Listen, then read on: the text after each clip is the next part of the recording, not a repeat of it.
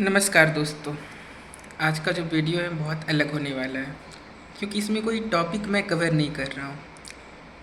इसमें मैं सच की खोज की बात कर रहा हूँ कि सच का जो खोज है उसमें क्या कुछ रास्ते में आता है और कैसी कैसी अड़चन है जो पार करना पड़ता है सच की खोज में।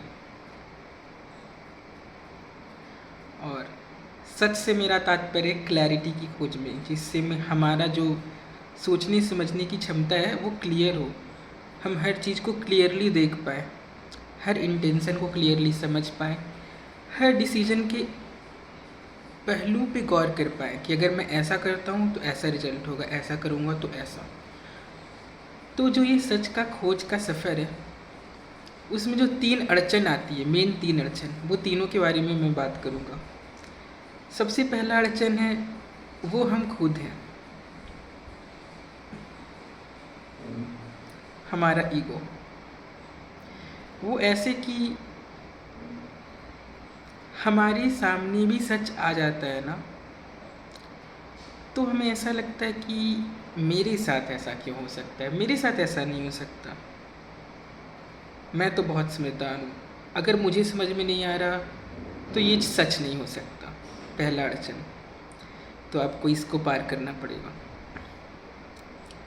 दूसरा अड़चन बहुत इंटरेस्टिंग है, ईगो से भी ज़्यादा। वो है कि मैं ऐसा नहीं सोचता। यस, तो आप ऐसा नहीं सोचते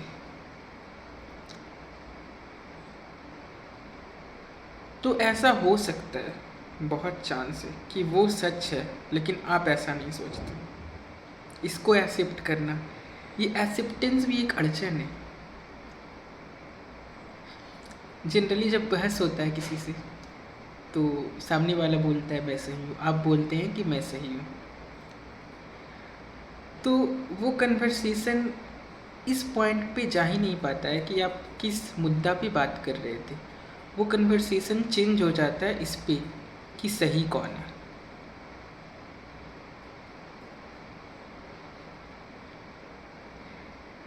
तो इस वीडियो का जो ज्ञान है वो ये है कि अगर कभी ऐसा हो ही जाए तो जस्ट मूव ऑन सेइंग कि we agree to disagree on this topic. क्योंकि अगर आपको सच का तलाश नहीं है उस कन्वर्सेशन से तो आप भटकिए नहीं राह और बहस में मत डलिए, आप आगे बढ़ सकते हैं इससे। और जो तीसरा सबसे बड़ा अड़चन है सच की खोज में, सत्य की खोज में, वो ये है कि किसी एक चीज़ को पकड़ना और उसको सच मान लेना, ये सबसे बड़ा अड़चन है सच की खोज में।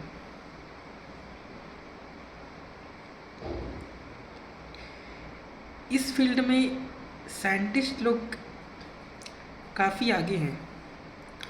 उनका जो सोच है कि वो चीज़ों को गलत मान लेते हैं अगर डेटा बदलती है तो। ये सबसे बड़ा अड़चन है। 2 अड़चन पे तो लोग पार कर जाते हैं, ये जो लेकिन तीसरा अड़चन है ना, वहाँ पे लोग अटक जाते हैं। इट्स लाइक कि मैं इस चीज़ को सच मान रहा हूँ तब तक जब तक इसके बैकिंग में ये डेटा है, और जब वो डेटा चेंज हो गया तो मेरा सच भी चेंज हो सकता है उस डेटा से रिलेटेड।